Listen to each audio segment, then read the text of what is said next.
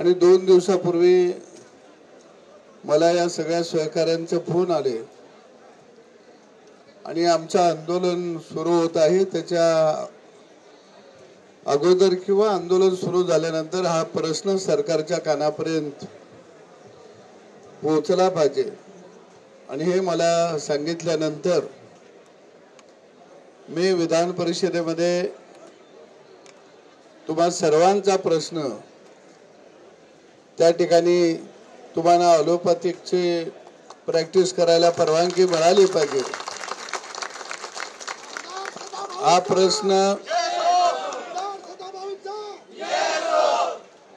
सन्माननीय सभापती महोदय यांची परवानगी घेऊन त्या ठिकाणी मी त्या व्यासपीठावरती मांडला। हा प्रश्न मांडण्यामागची माझी भूमिका होती की खेड्यापाड्यातील सर्वसामान्य कुटुंबातील मग तिथं शेतकरी असेल शेतमजूर असेल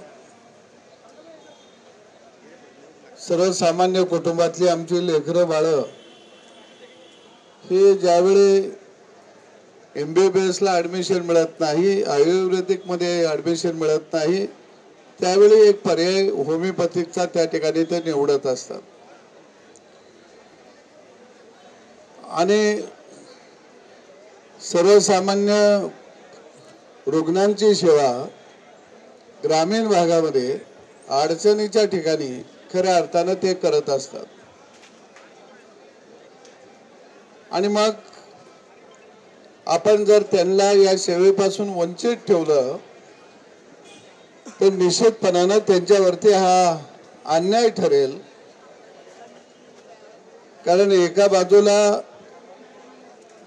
शिक्षणाची किंवा शिक्षणाचं हे नवदालन हे जर सरकारच्या माध्यमातून निर्माण झालं असेल तर निश्चितपणाने त्यातून शिकून बाहेर आलेला डॉक्टर त्याला सुद्धा सन्मानाने जगता आलं पाहिजे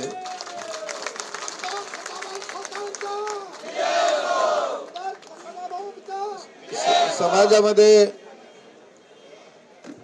त्यांच्यामध्ये जर काम करण्याची ती क्षमता असेल तर त्यांना त्या ज्ञानापासून आपण का वंचित ठेवायचं आणि म्हणून हा प्रश्न घेत असताना की आम्ही अभ्यास करून मेहनत करून या पदव्या या डिग्र्या आम्ही घेतलेल्या आहेत आणि या जर पदव्या आणि डिग्र्या ह्या जर समाजाची सेवा करायला जर अडसर असतील तर मग या पदव्या नेमक्या निर्माण का केल्या गेल्या हा माझ्या समोरचा प्रश्न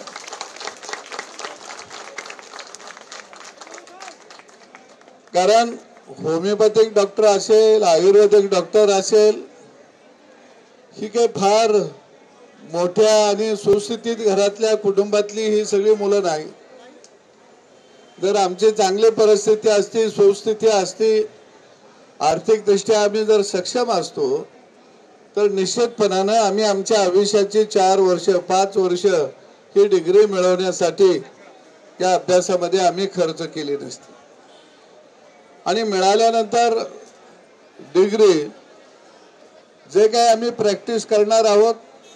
मला माहित आहे की त्याच्यामध्ये तुम्ही काही नियम तयार करा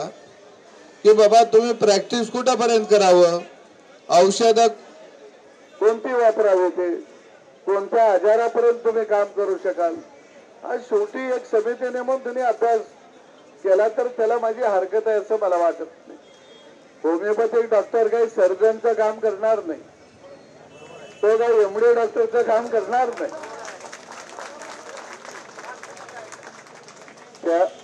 त्यांना जेवढं ज्ञान आपण दिलेलं आहे आणि आता अलीकडं तंत्रज्ञान एवढं पुढे गेलेलं आहे कृत्रिम बुद्धिमत्तेचं तंत्रज्ञान आज सगळ्या जगभर उपलब्ध झालेलं आहे अनेक नवीन शोध लागत आहेत अनेक नवीन मशिनरीद्वारे रोगाचं निदान होत आहे आता समजतं की काही मशीन बाजारामध्ये अशा आलेल्या जगामध्ये की आम्ही आमचं ब्लड त्याला दिलं, आम्ही त्याच्यावरती आमचं बोट ठेवलं तर आमचं टेम्परेचर समजतंय. माझा जर टेम्परेचर जास्त असेल तर कोणतं औषध वापरलं पाहिजे ते मशीन सांगतंय. मग जर मशीन ते न बोलणारे जर सांगत असेल तर आम्ही बोलणारे आहोत. आम्ही अभ्यास केलेला आहे. आम्ही किमान किमान आम्ही थंडी तापापर्यंत तरी पोचू. प्राथमिक उपचार तर आम्ही करू शकू. आजही अनेक कुटुंबामध्ये गॅस्ट्रो झाला तर आपण लगेच गावातल्या भुसारी मालाच्या दुकानातून गोळी आणतो आणि संडासवरची गोळी घेतो आणि आपलं संडास थांबतं. जर मग मलाही प्रश्न पडतो की गावातला भुसार मालाचा दुकानदार ह्याच्याकडे कुठली डिग्री असते पण त्यानं ती गोळी ठेवलेली असते. आणि म्हणून या ठिकाणी आदरणीय आमदार माझे सहकारी रोहित दादा आलेले आहेत, त्यांचंही मी अभिनंदन स्वागत करतो. आमच्या साखरेच्या आमदार आदरणीय ताई आलेले आहेत, त्यांचंही मी स्वागत करतो. आणि निश्चितपणानं तुम्हाला न्याय मिळाला पाहिजे या भूमिकेशी आम्ही ठाम आहोत. धन्यवाद.